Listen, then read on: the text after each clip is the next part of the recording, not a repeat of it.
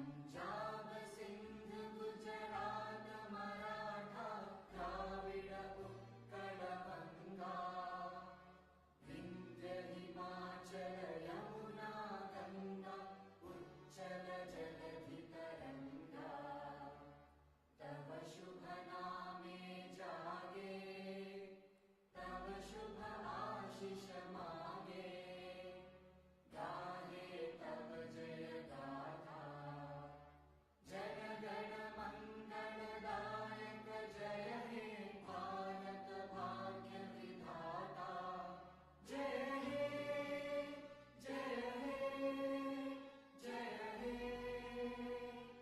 जय जय जय जय हे।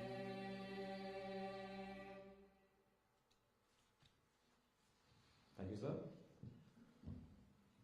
Ladies and gentlemen, a very good morning to all of you. On behalf of the entire Defence Estates fraternity, I, Varun Kalia, the Defence Estates Officer, Delhi Circle, welcome you all to the 7th Defence Estates Day lecture. To mark the beginning of this auspicious occasion, may I kindly invite the Honorable Vice President, Shri Jagdeep Dhankhar, to start the proceedings by lighting the ceremonial lamp. I request the dignitaries on dais to please accompany the chief guest.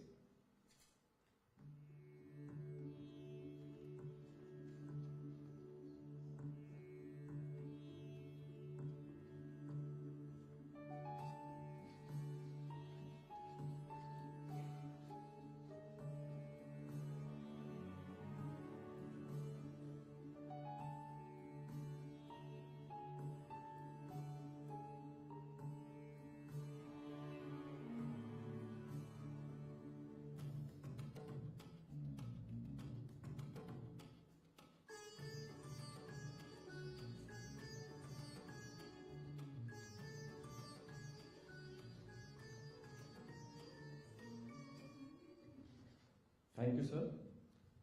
Thank you, guests, for this graceful start to the 7th Defence Estates Day lecture. Let the light of wisdom guide our proceedings today. Sir, we are extremely honored and privileged to have you amongst us. Your journey from a small village of Rajasthan to the Vice Presidency of India is not just inspiring for all of us, but it's a testament to the power of Indian democracy, which gives equal opportunity to son of a farmer to go on and become the Honorable Vice President of India. Sir, I would now request our Director General Defence Estates, Shri G.S. Rajeshwaran, to facilitate our chief guest. Sir, please accept our token of gratitude and respect.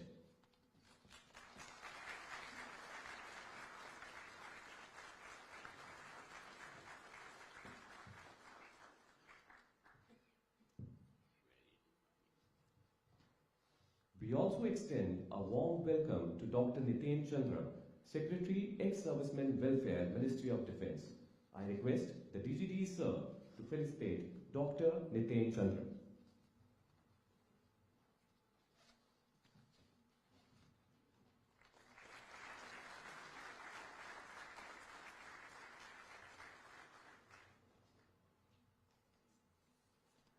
Now, to set the tone for this lecture, it is my privilege to invite Shri G.S. Rajeshwaran, Director General Defence Estates, to deliver the opening remarks. Ladies and gentlemen, please welcome Shri G.S. Rajeshwaran.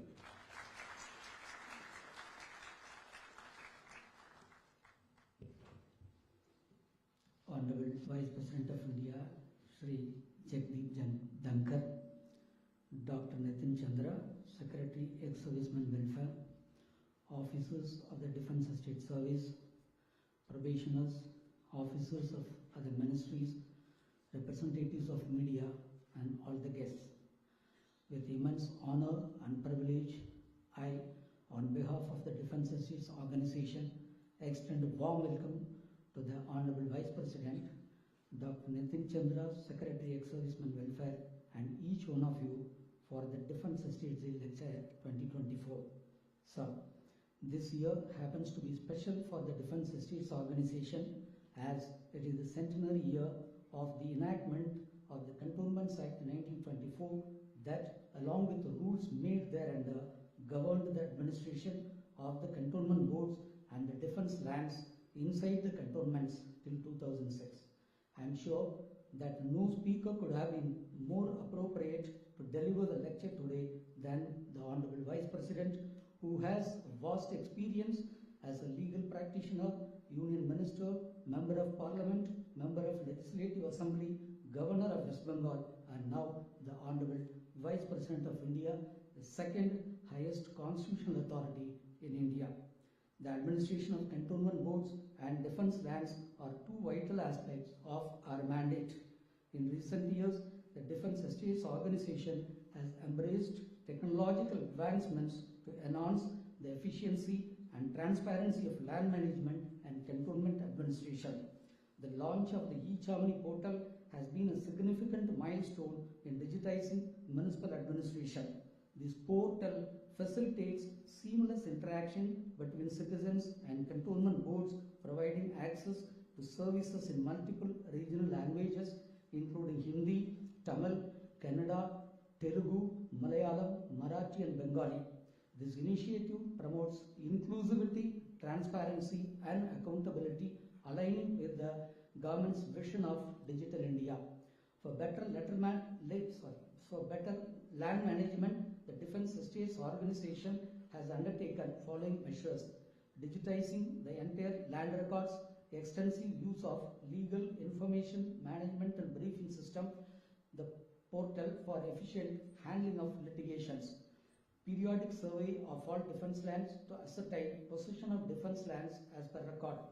The Centre of Excellence for Land Survey has developed an artificial intelligence-based change detection software, significantly enhancing our capability to monitor and protect defence lands from encroachments and unauthorized occupations. We have also been entrusted with the responsibility to undertake land audit. As per the recent directions of the Honorable Raksha Mantri, the land auditors are mandated to verify the present use of defence land vis-a-vis the purpose for which the same has been acquired or hired or allotted, in order to put the said land to intended use or regularize their purpose for future planning. So, your perspective will undoubtedly illuminate our path forward, inspiring us to address the challenges ahead with renewed purpose and commitment, besides enriching our understanding and bolstering our resolve to fulfill our duties with utmost dedication. On behalf of the Defence Estates Organization, I would like to reiterate our dedication to upholding the highest standards of professionalism and integrity. Let us embrace the challenges of the future with confidence, guided by the wisdom of our leaders and inspired by the collective mission we share. I once again extend a warm welcome to all and express our heartfelt gratitude to the Honorable Vice President for gracing this occasion. Jai Hind. Thank you, sir, for your insightful words. Now, ladies and gentlemen, we come to the heart of today's program, the 7th Defence Estates Day Lecture. So please join me in welcoming the Honorable Vice President of India, Shri Jagdeep Dhankhar, to deliver the 7th Defence Estates Day Lecture.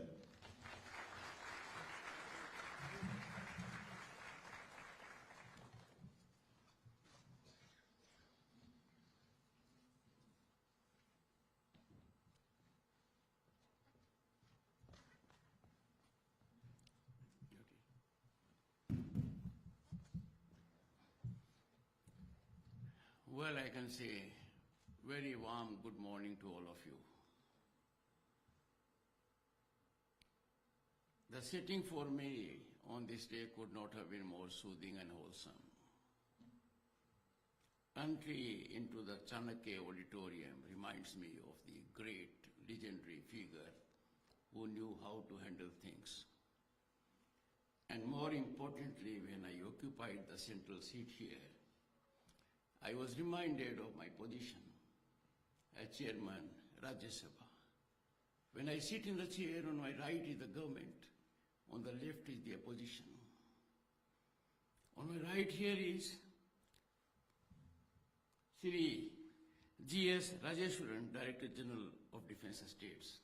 I'm sure I'll have no problem with him.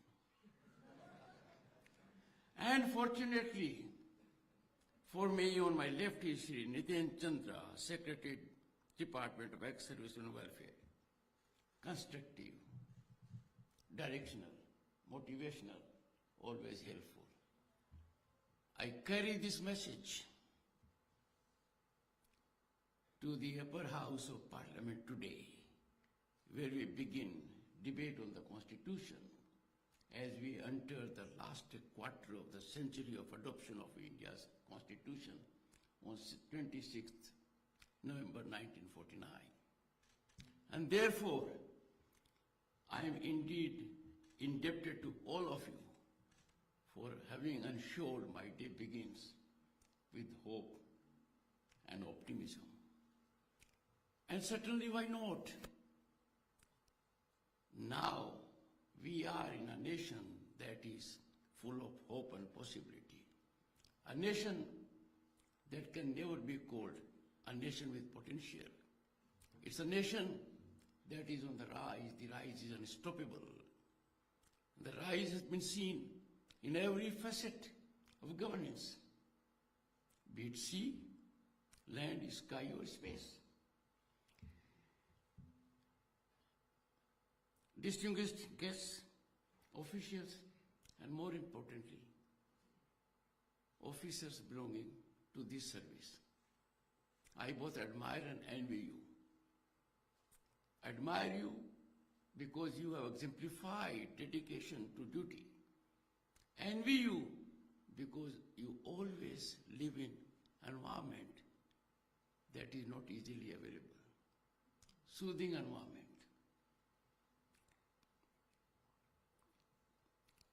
It is my privilege to address you, and this is also an occasion for me to accolade the transformative impact Indian Defence State Service is having.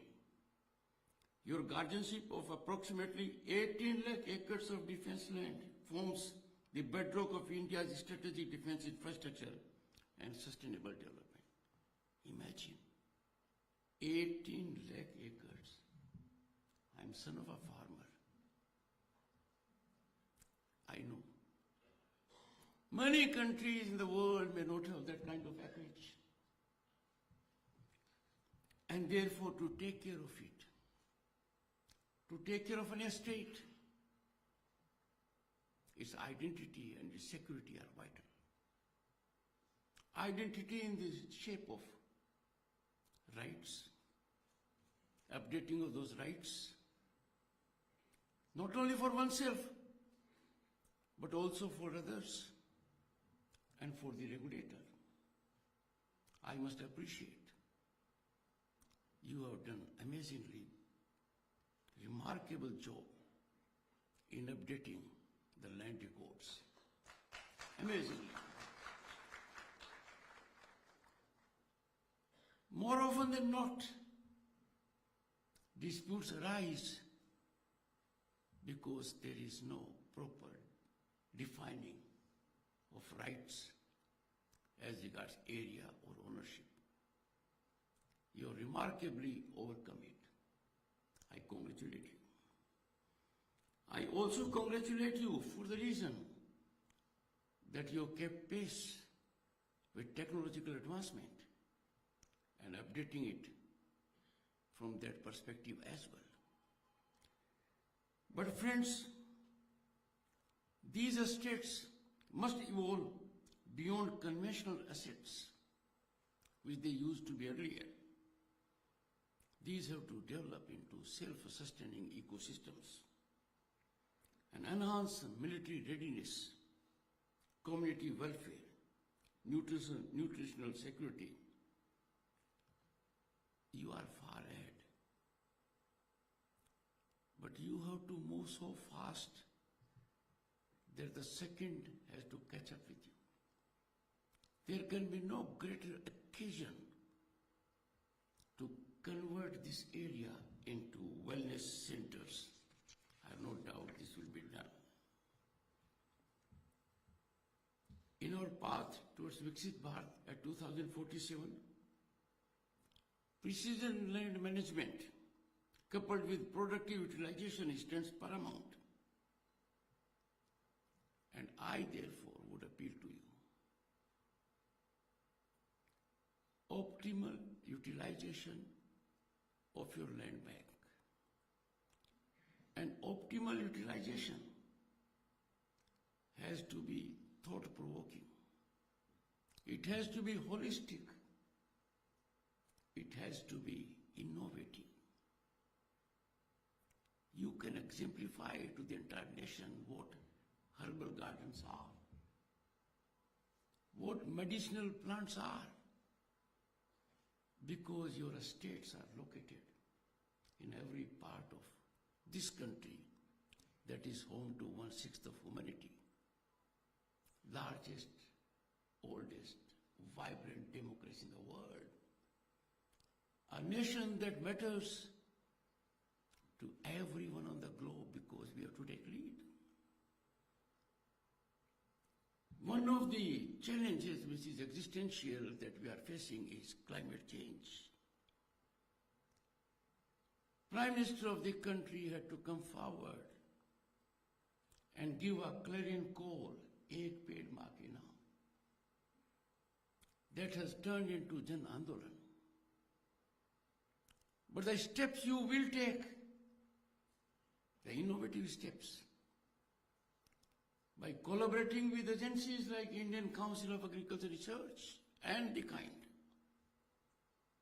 I'm sure we will set global benchmarks. And the second aspect I seek to advertise, it was said in Bible, love thy neighbor. For a good reason. People ask us, Gandhiji did speak the truth because most don't. Be non-violent because we tend to be violent. Love thy neighbor because we have normal disputes. I'm talking of neighbors within our country. Because Atal Bihari Vajpayee rightly reflected, we can't choose our neighbors, we have to live with them. Bharat Ratan, Prime Minister of this country, a great poet, he was speaking out of his soul. But in this case, you have neighbors. You have also people claiming right of passage through your estates. Issues end up in courts also. Now it is here that your primary focus has to be on a structured mechanism that by dialogue we bring about resolution. And it is in this context that I accoladed the gentleman sitting on my left. Like your estate, his team is also spread out in the entire country. A valuable human resource. An ex-serviceman is a spinal strength to the society. I would appeal, as I did in 1990 when I became a union minister after being elected to Parliament in 1989. I went to the establishment of ex-servicemen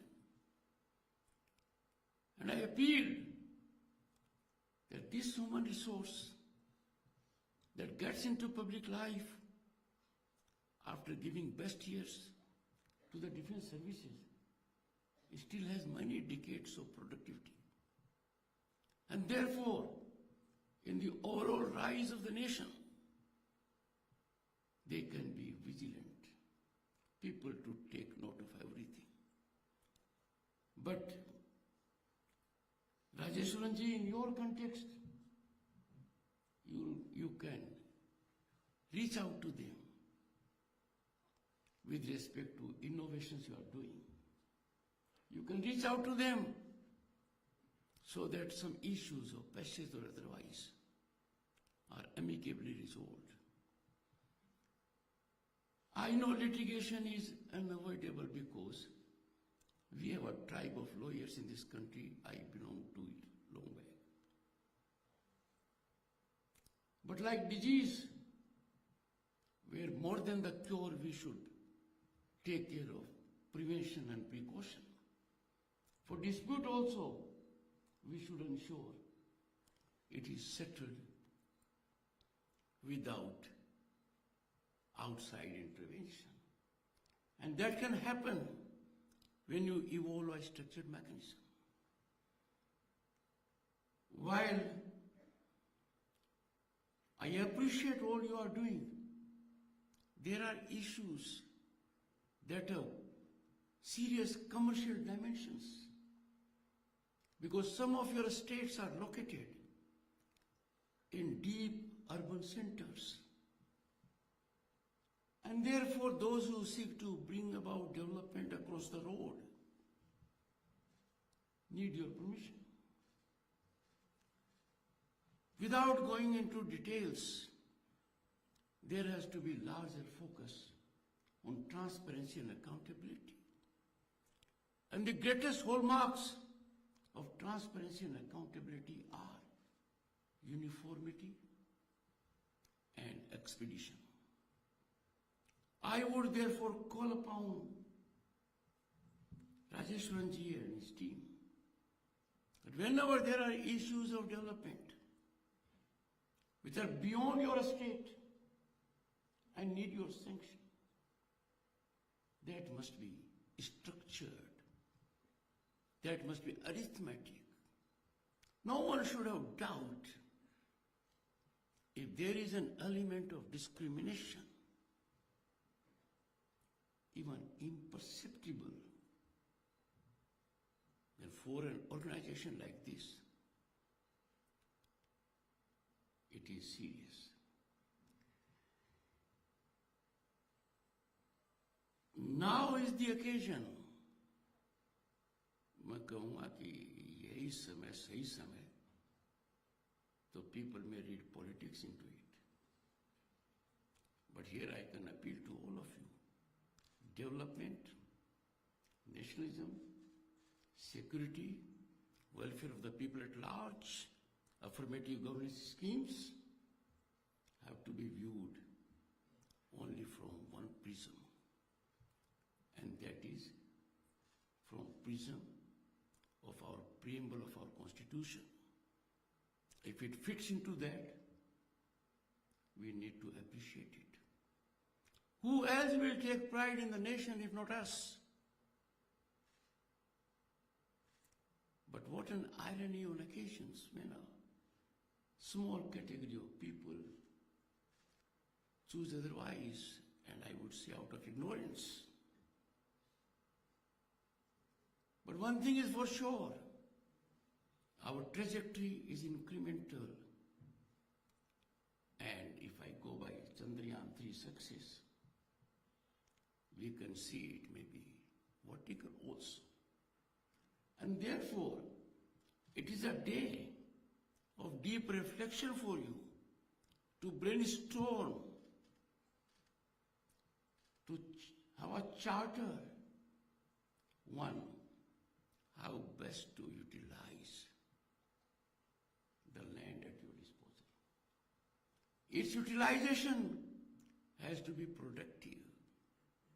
It must, as a matter of fact, provide a self-sustaining mechanism that the defense forces are no longer required to get things from outside the ones which you can produce. You have to secure mobility from one part of the country to the other so that you cater to the needs.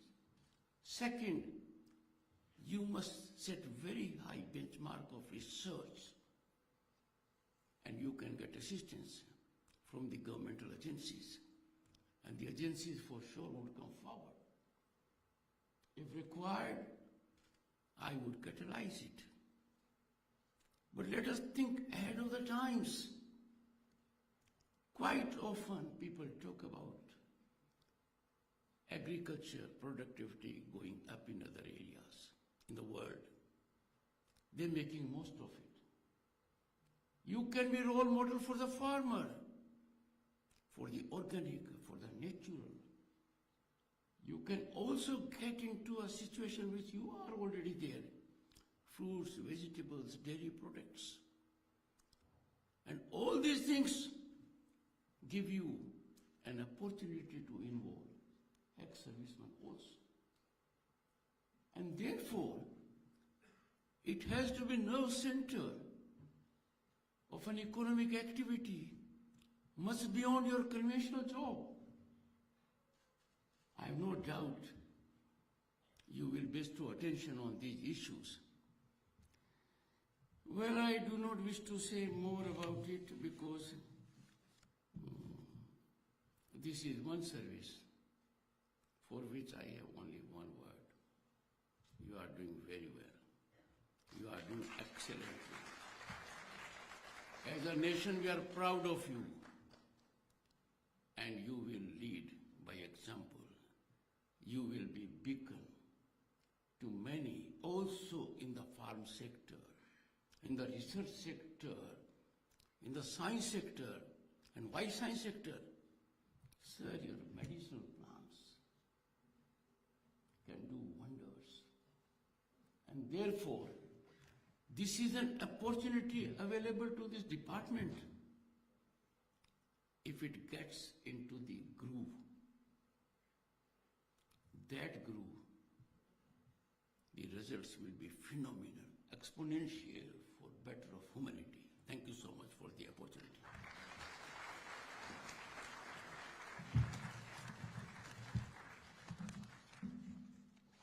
Thank you, sir, for such an enlightening and thought-provoking lecture. I would now request, ladies and gentlemen, to please rise for the national anthem.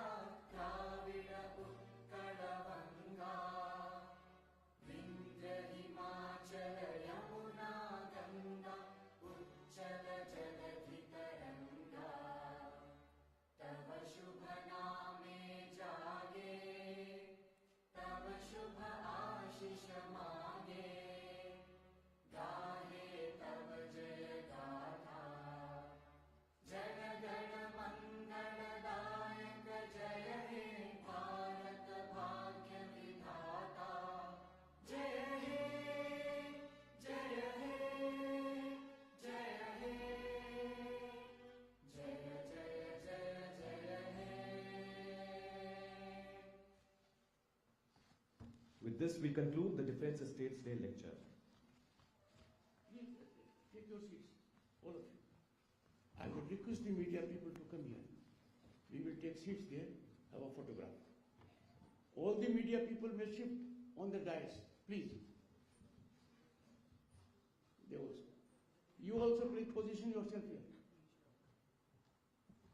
With your cameras. I request all the media representatives to please come onto the dais. You can get your cameras on the dais, please.